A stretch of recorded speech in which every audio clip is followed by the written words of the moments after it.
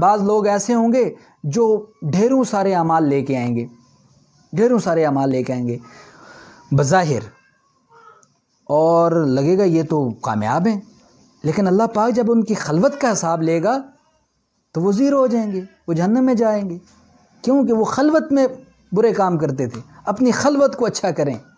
ہم اپنے معاشرے میں تو بڑے نیک، بڑے اچھے نظر آ رہے ہوتے ہیں، لیکن ہم جب الگ ہوتے ہیں، اپنے گھر میں ہوتے ہیں، تنہائی میں ہوتے ہیں، اس وقت ہم کیا کرتے ہیں؟ اس کو دیکھا جائے۔ کسی کی غیبت تو نہیں کرتے، کسی کی چغلی تو نہیں کرتے، کسی کے خلاف سازش تو نہیں کرتے، کسی کے خلاف حسد تو نہیں کرتے۔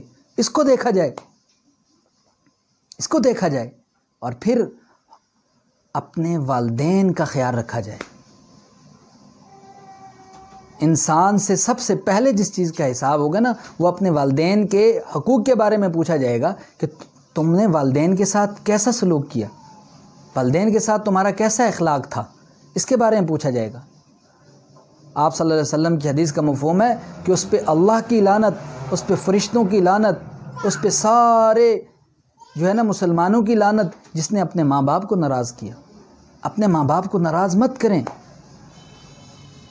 اپنے ماں باپ کو ناراض مت کریں، اپنے ماں باپ کو خوش رکھیں، اپنے بہن بھائیوں کو خوش رکھیں، ان کے ساتھ اچھا سلوک کریں، اپنے نوکروں کے ساتھ اچھا سلوک کریں، اپنے ماتحت طبقے کے ساتھ اچھا سلوک کریں، اپنے ارد گرد جو لوگ رہتے ہیں، جو ہمارے کسی نہ کسی مرحلے میں ہمارے کام ضرور آتے ہیں، مزدور سے لے کر، پلمبر سے لے کر، الیکٹریشین سے لے کر ایک درزی تک ہمارے کام آتا ہے نا، ایک سبزی والا، ایک ریڑھی والا ہمارے کام آتا ہے، ہم نے اس کے ساتھ حسن سلوک کرنا ہے۔ ان چیزوں کو اللہ پاک نے دیکھنا ہے۔ ہم نے دیکھا نا کہ ایک واقعہ ہم نے سنا، پڑھا، کہ جس میں ہم نے دیکھا کہ ایک جسم فروش عورت تھی، پڑھا نا ہم نے، جسم فروش عورت تھی، اور ایک کتا پیاسا تھا یا بلی کا بچہ پیاسا تھا۔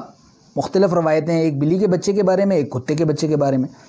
تو بلی کے بچے کے بارے میں کہہ دیتا ہوں کہ بلی کا بچہ پیاسا تھا، اور اس نے جو ہے دیکھا کہ یہ پیاسا ہے، اس عورت نے اپنا جوتا نکالا، کنویں میں ڈالا، اور وہاں سے پانی نکال کے اس بلی کے بچے کو پلایا۔ اللہ پاک اس کے اس عمل سے اتنا خوش ہوئے کہ اللہ پاک نے اس کی بخشش کر دی۔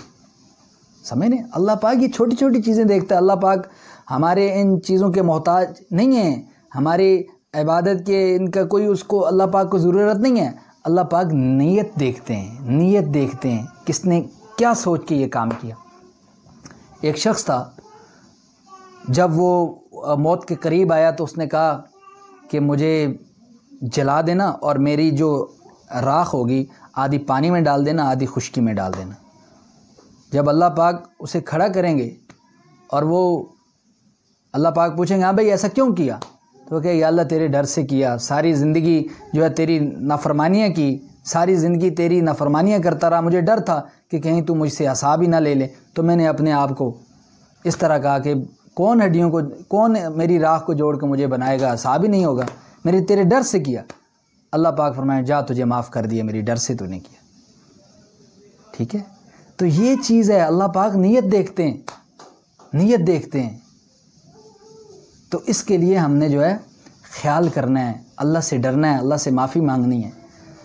قیامت کے دن میرے دوستو، قیامت کے دن اعمال گنے نہیں جائیں گے، اعمال تولے جائیں گے، تولے۔ جن کے اعمال میں اخلاص ہوگا، جو اللہ کے لیے کیا ہوگا، اس کا وزن زیادہ ہوگا۔ وہ تھوڑے سے اعمال بھی ہوں تو وہ کافی بھاری ہو جائیں گے۔ ٹھیک ہے، اور جو لوگوں کو دکھانے کے لیے کیا جائے گا وہ ریاکاری ہوگا، اس کے لیے الٹا پکڑ ہے ریاکاری کے، لوگوں کو دکھانے کے لیے۔ حدیث کا مفہوم ہے کہ جو شخص خلوص نیت سے ایک کھجور کا دانہ اللہ کے راستے میں صدقہ کرتا ہے، اللہ پاک بڑھا چڑھا کے اس کو احد کے پہاڑوں جتنا سونا چاندی اللہ کے راستے میں خرچ کرنے کا ثواب دیتے ہیں۔ یہ نیت پہ ڈیپینڈ ہے کہ ہماری نیت کیا ہے۔ ہم اخلاص نیت والے ہوں، خلوص واحد اللہ کے لیے۔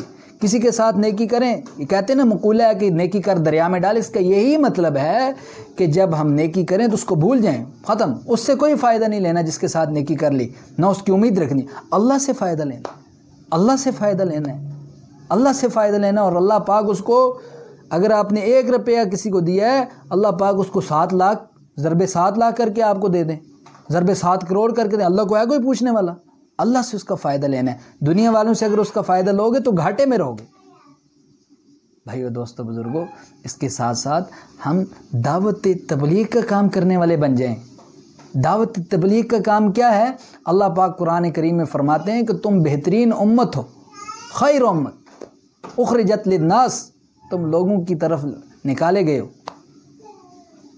تامرون الناس بالبر وتنہون عن الفحشاء والمنکر، تم لوگوں کو جو ہے نیکی کا حکم دیتے ہو، نیک کام کرنے کا حکم دیتے ہو اور برے کاموں سے بچاتے ہو، یعنی برے کام ان کو نہیں کرنے دیتے۔ حدیث کا مفہوم ہے کہ تم بہترین امت ہو اور تم لوگوں کی رفع رسانی کے لیے نکالے گئے ہو۔ تم خود برے کاموں سے بچتے ہو، لوگوں کو بچاتے ہو، تم خود نیک کام کرتے ہو اور دوسروں کو نیک کام کرنے کا حکم دیتے ہو۔ اس لیے ہم بہترین امت ہیں۔ پہلے جو امتیں تھیں ان پہ صرف ایک کام تھا، خود نیک کام کرنا اور کامیاب ہو جانا، لیکن آپ صلی اللہ علیہ وسلم کی امت کو بہترین امت اس لیے کہا گیا ہے کہ ان پہ دو کام ہیں، ایک خود نیک کام کرنا اور دوسروں کو نیک کام کرنے کی تلقین کرنا، خود برے کاموں سے بچنا اور دوسروں کو برے کاموں سے بچنے کی تلقین کرنا۔ سمجھ رہے ہیں آپ بات کو؟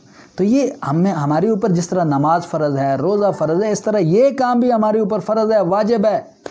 صحابہ جو ہیں خطبہ حجت الوداع کے بعد کئی صحابہ گھر کی طرف نہیں گئے، وہاں سے ہی جدھر تھے وہاں ہی نکل گئے، اور یہ ہم دیکھتے ہیں صحابہ کی قبریں پوری دنیا میں کہیں نہ کہیں ملتی ہیں۔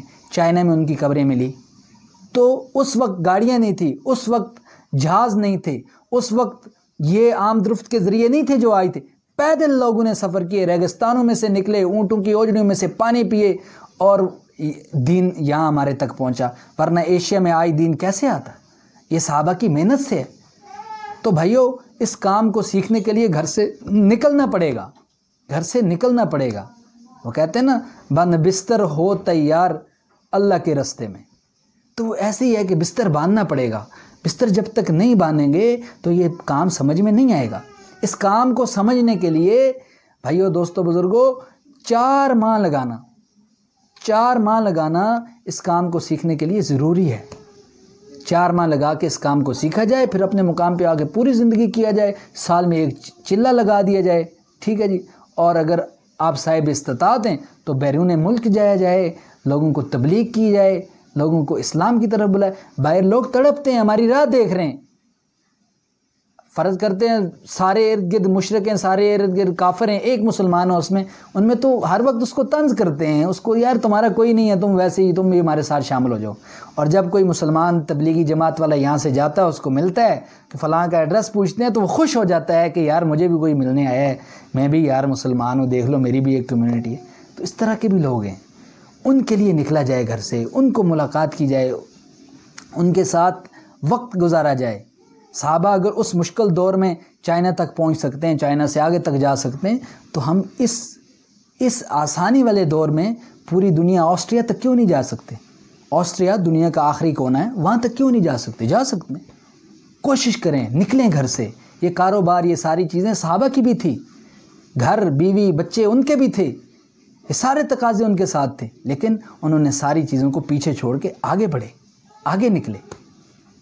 اور صرف دعوت تبلیغ نہیں، کئی مقام اور بھی جو معاذ ہیں ہمارے دین کے لیے، جہاد پہ نکلا جائے، ٹھیک ہے، تبلیغ پہ نکلا جائے، قرآن و حدیث کو سیکھنے کے لیے گھر سے نکلا جائے، ٹھیک ہے، مسجد مدارس کی تعمیر و ترقی کے لیے گھر سے نکلا جائے، یہ سارے سیاست، اسلامی سیاست کرنے کے لیے، اسلامی قانون کو نفاذ کرنے کے لیے گھر سے نکلا جائے، یہ سارے جو فیلڈز ہیں یہ اسلام کے فیلڈ ہیں، ان میں کوشش کی جائے۔ مجھے امید ہے کہ آپ میری باتوں پہ پوری طرح عمل کرنے کی کوشش کریں گے۔ اللہ رب العزت سے دعا ہے کہ جو کہا سنا اس پہ مجھے اور آپ سب کو عمل کرنے کی توفیق عطا فرمائے۔ وما علینا الا البلاغ المبین۔ والسلام علیکم ورحمۃ اللہ وبرکاتہ۔ جزاک